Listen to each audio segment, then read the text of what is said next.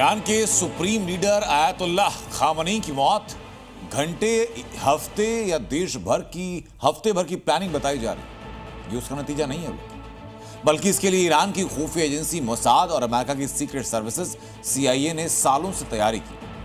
Khamenei की मौत पर चौंकाने वाली रिपोर्ट अब सामने आ चुकी है। इस रिपोर्ट में खुलासा यह कि तेहरान शहर के CCTV को मोसाद ने हैक किया।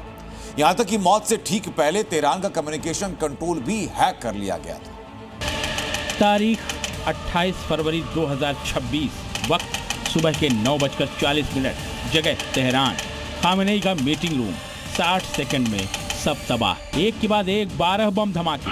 काले धुएं के गुबार से तेहरान का आसमान थर्रा उठा और फिर 10 घंटे की लंबी गहरी खामोशी।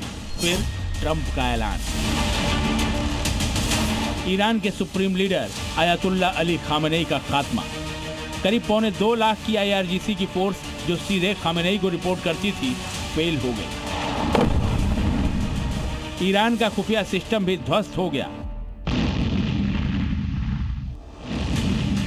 ईरान के पूरे सिस्टम को इसकी भनक तक नहीं थी कि हमेशा रात में हमले करने वाला इजराइल सुबह सुबह ही बमों की बारिश कर देगा और सटीक निशाना लगाते हुए न सिर्फ खामनेई को बल्कि पूरी मिलिट्री लीडरशिप को ही जमींदोज कर देगा। यह आसान नहीं था, लेकिन इजराइल की खुफिया एजेंसी मोसाद ने अमेरिका के CIA एजेंट्स के साथ मिलकर 100% सक्सेसफुल प्लानिंग की। और यह प्लानिंग 1-2 दिन की नहीं बल्कि कई सालों की थी। खामनेई की हत्या को लेकर अब सबसे बड़ा खुलासा हुआ है। खामनेई की हत्या के बाद मोसाद ने बनाया था अब तक का सबसे बड़ा प्लान।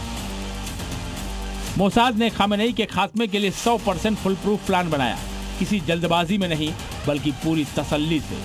मोसाद ने 3 चीजों पर फोकस किया। Number 1 CCTV hacking, number 2 Tehran की सेलुलर सर्विस और नंबर 3 AI का इस्तेमाल। खामनेई तक पहुंचना बिल्कुल भी आसान नहीं था।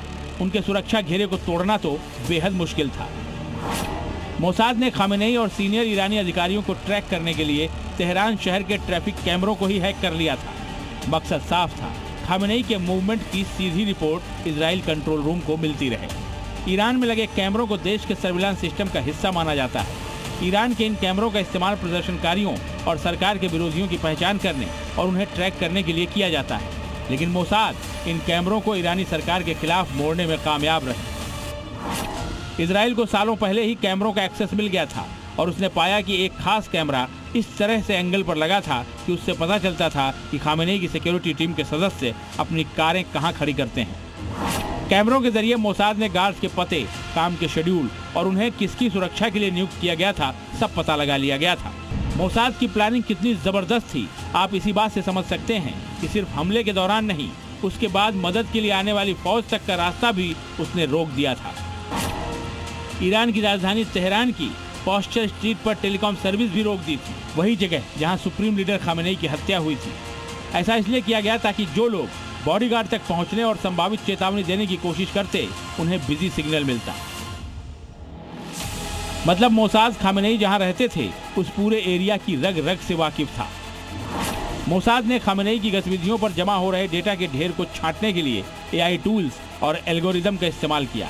डेटा ने उन्हें खामनेई को 28 फरवरी की मीटिंग तक ट्रैक करने में मदद की।